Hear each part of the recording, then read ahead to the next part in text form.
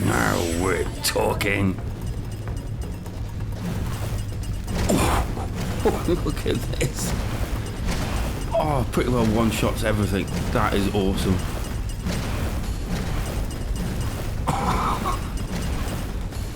There is no denying that looks sick. Take this and this. Oh shit, I'm almost dead. I need some help.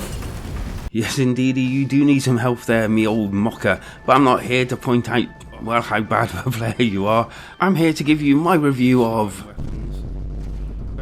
This one's set in a future overrun by primordials, which as far as I can see are giant mechanized like Jurassic Park creatures, dinosaurs, giant octopi and huge gorillas, and even some quite surprising kind of giant wasp things. And of course it's up to your character, Amor, to go in and basically defeat them all and save the day. Woohoo! Oh, so reminds me of like a platforming type R-type thing, do you know what I mean, where the weapons all stack and stuff.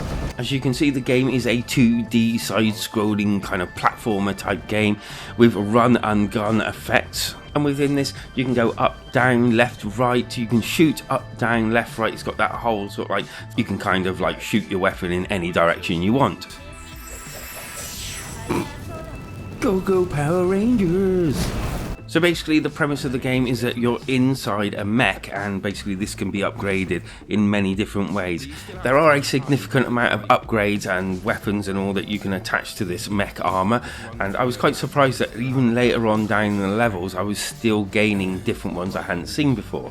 The whole effect kind of like gave me a almost R-type feeling where it attaches like different things to your ship, whilst having other ones that just upgrade it, just like faster shooting or shields. And then you got the ones that attach like three-way shooting and larger bullets that do more damage. This can also be particularly handy when you want to speedrun the game, as the game is timed as you go into it. But as I found out quite early in the game, this all depends on your build from the start, and these weapons do run out over time. So it is essential that you try to kill everything and destroy all the boxes that you encounter in order to try and get more upgrades to your suit. See the bottom right, you can see where all the enemies are. I quite like that effect.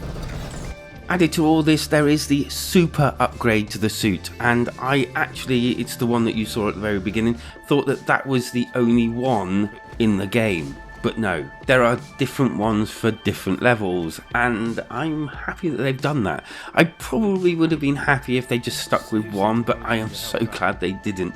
Hopefully as the video rolls on you can see the different types, and in fact the most impressive one was probably the one near the end of the video where you get to use a guitar to do your destroying. Even though at first I wasn't quite sure what was going on, it soon revealed it was a guitar that you're playing to destroy the enemies. I'll show a clip a little bit later, it's worth the wait.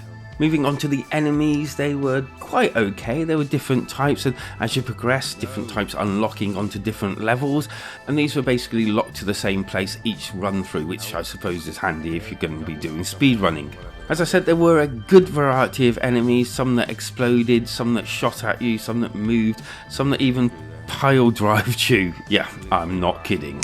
And then also mixed in with all these enemies, there were also turrets, mines, and a few others that I'm not going to give away, but you probably see a few of them as the video rolls.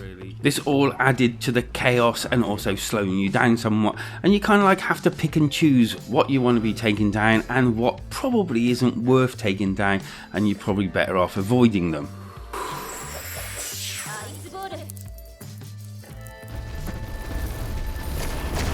So as you can see, different armor gives you different things. I have to admit I did not care for the controls at first, but after a while I did get used to them. It is worth mentioning that you do have a jetpack, and I kind of like use this sparingly. You do have an energy gauge for it which goes back up after time. I think I didn't really use it too much, but there are places where you're kind of forced to use it just to get over these like pit areas that are worth avoiding because there are like mines and all in them. Oh, I seriously need some help tonight. The game does give you some challenges to complete, like completing certain levels, getting a certain score, gaining a certain score within a certain time limit, and for your troubles you will be gaining different costumes. And there's also a leaderboard as well. Global and friend leaderboards and local leaderboards. I don't have any friends. So yeah, you got that. Obviously not many at the moment because it's not been released. Then I think I mentioned at some point about the costumes. They're quite a good idea for unlocking, for doing certain things during the actual game, like getting the 3x combo. I've unlocked this costume so I can pick it, and the gothic, made, graphics and sound.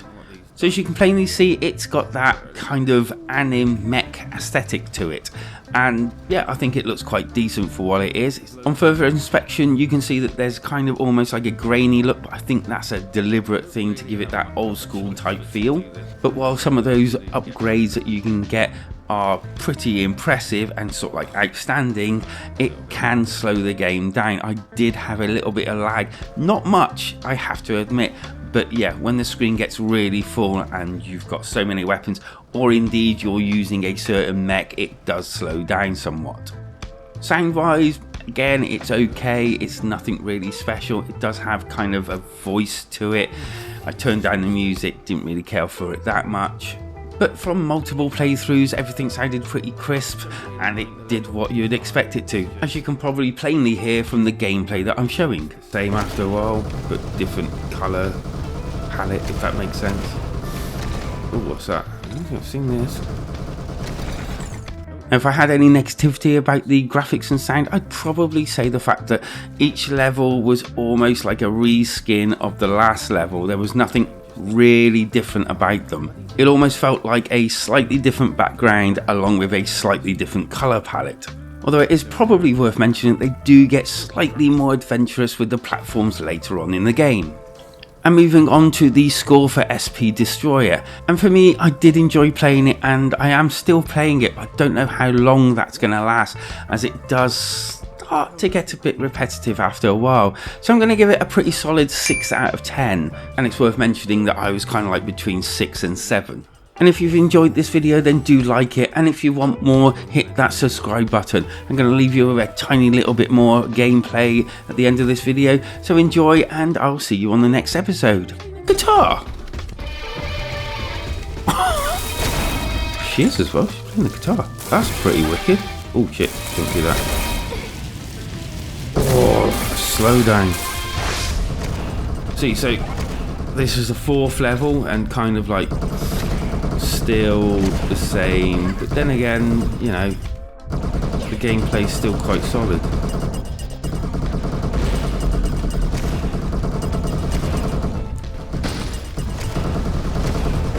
Oh, good, help. Oh, this is hectic as heck. Hectic as heck. Oh wait, do I need to go up? Oh shit. I've lost all my health again.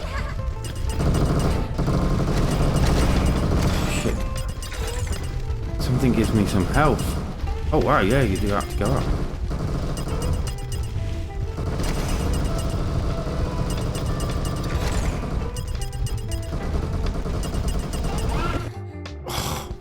Oh, I mean starting again from the beginning. Oh!